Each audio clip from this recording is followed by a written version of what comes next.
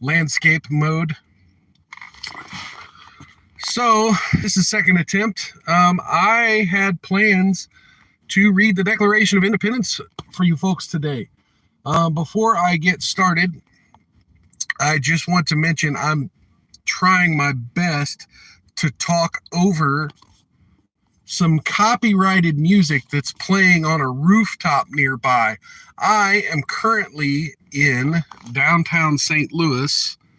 Let's flip the camera around. There's the famous Gateway Arch, and there are other folks hanging out just on a rooftop of a parking garage here. And yeah, there's a pool party going on at a nearby hotel rooftop. So, I mean, clearly I picked the wrong party to go to. But no, my idea was I would film somewhere underneath the arch, but the pool party's music is so loud and it's copyrighted music. So I'm trying my best not to get struck on YouTube here. So yeah, what I'm going to be doing is reading the Declaration of Independence. And before I get started, I want to just kind of briefly mention, if you have not read the Declaration of Independence recently, you may not know that the Declaration of Independence, it isn't a list of noble causes. It's not the Constitution. It's not the Bill of Rights. It's not things to aspire to. On the contrary, the Declaration of Independence is a list of things that tyrants do. It's a list of the ways in which King George aggrieved the 13 colonies. It's a list of grievances. It's a list of the things that tyrants do. So as I read this, I want you to think hard about recent news stories. I want you to think hard about things that globalists have done.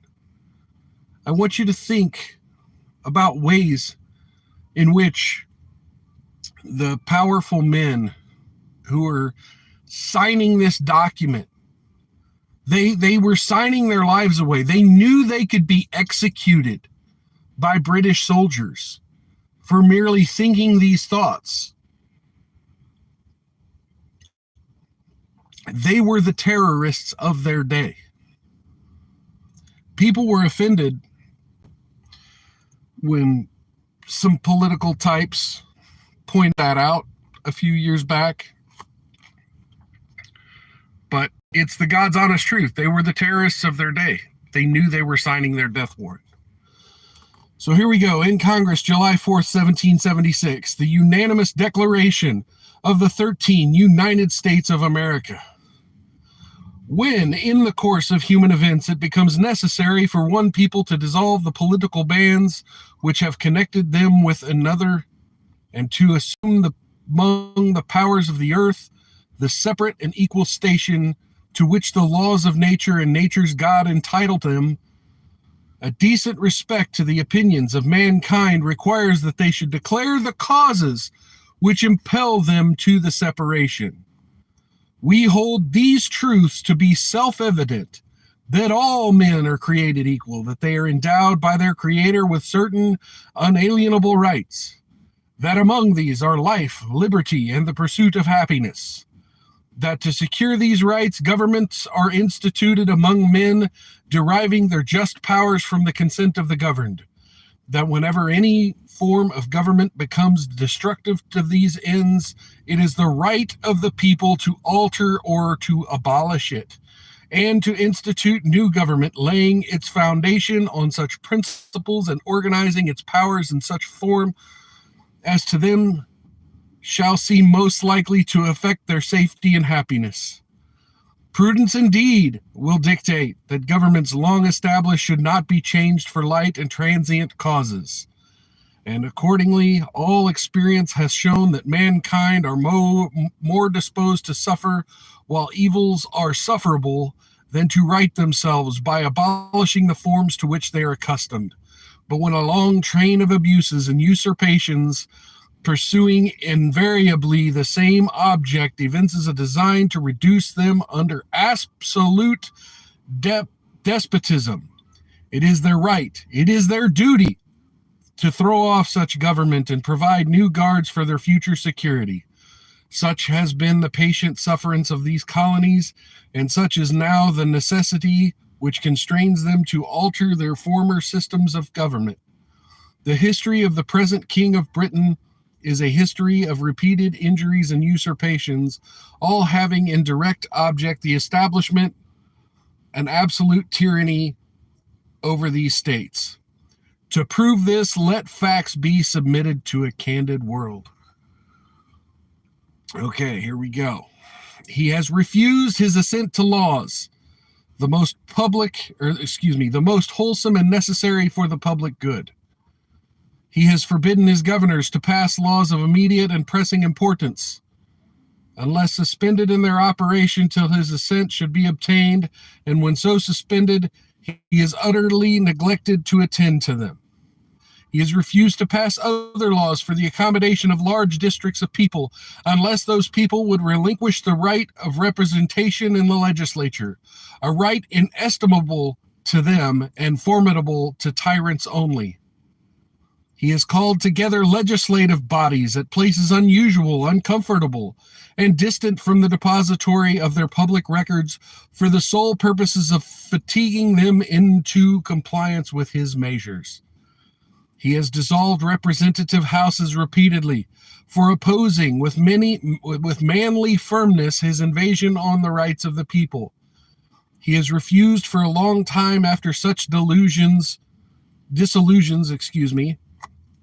to cause others to be elected, whereby the legislative powers, incapable of annihilation, have returned to the people at large for their exercise, the state remaining in the meantime exposed to all the dangers of invasion from without and convulsions within.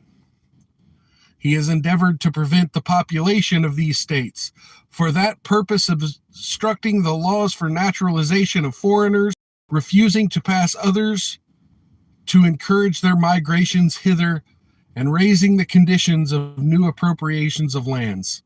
He has obstructed the administration of justice by refusing his assent to laws for establishing judiciary powers.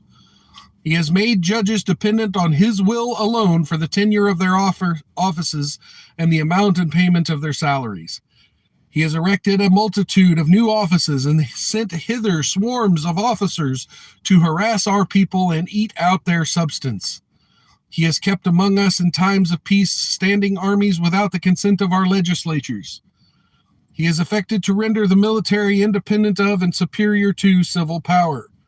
He has combined with others to subject us to a jurisdiction foreign to our Constitution and unacknowledged by our laws, giving assent to their acts of pretended legislation, for quartering large bodies of armed troops among us, for protecting them by a mock trial from punishment for any murders which they should commit on the inhabitants of these states, for cutting off our trade with all parts of the world, for imposing taxes on us without our consent, for depriving us in many cases the benefit of a trial by jury, for transporting us beyond seas to be tried for pretended offenses, for abolishing the free system of English laws in a neighboring province, establishing therein an arbitrary government, and enlarging its boundaries so as to render it at once an example and fit instrument for introducing the same absolute rule into these colonies,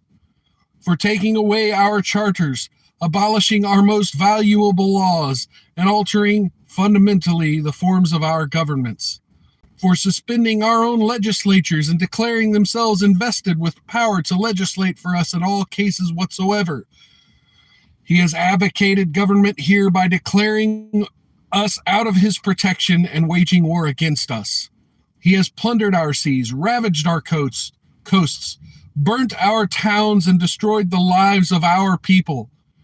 He is at this time transporting large armies of foreign mercenaries to complete the works of death, desolation, and tyranny already begun with the circumstances of cruelty and perfidy scarcely paralleled in the most barbarous ages and totally unworthy of the head of a civilized nation.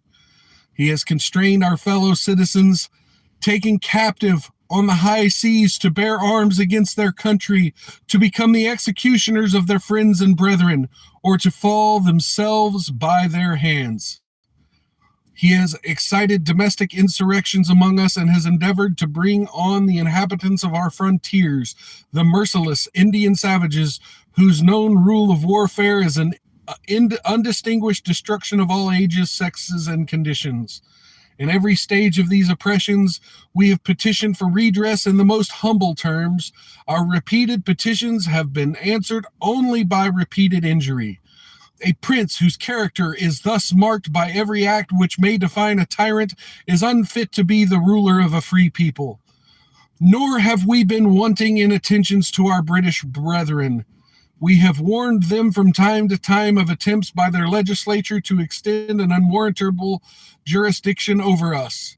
We have reminded them of the circumstances of our immigration and settlement here. We have appealed to their native justice and magnanimity, and we have conjured them by the ties of our common kindred to disavow these usurpations, which would inevitably interrupt our connections and correspondence. They too have been deaf to the voice of justice and consanguinity. We must therefore acquiesce in the necessity which denounces our separation and hold them as we hold the rest of mankind, enemies in war and in peace friends. We, therefore, the representatives of the United States of America in General Congress assembled, appealing to the Supreme the Supreme Judge of the world for the rectitude of our intentions, do in the name and by authority of the good people of these colonies solemnly publish and declare that these united colonies are and of right ought to be free and independent states, that they are absolved from all allegiance to the British Crown, and that all political connection between them and the state of Great Britain is and ought to be totally dissolved, and that as free and independent states, they have full power to levy war, conclude peace, contract alliances, establish commerce, and to do all other acts and things which independent states may of right do. And for the support of this declaration, with a firm reliance on the protection of divine providence, we mutually pledge to each other our lives, our fortunes, and our sacred honor. And I'm not going to read the names at this time. You can feel free to look those up, but please keep in mind as our country descends into further insanity that our founding fathers didn't take it. They didn't take these usurpations by King George, and we shouldn't be taking it in the 21st century. Anyway, that's my live stream. I will catch you all tomorrow, probably in this similar format. I'm probably going to stream from somewhere in my hotel room. In the meantime, y'all have a happy Independence Day. Do some celebrating. Don't blow your fingers off. Take care of yourselves. Take care of one another. Don't get any on you, and if you do, rub that shit in real good. Take care, everybody. Peace. Okay, now how do I end a damn live stream from my phone? That's not it. I'm clicking the X. The X does nothing. Hello, X. There we go. Stop streaming. Okay. All right. See you guys next time. See you tomorrow. Peace.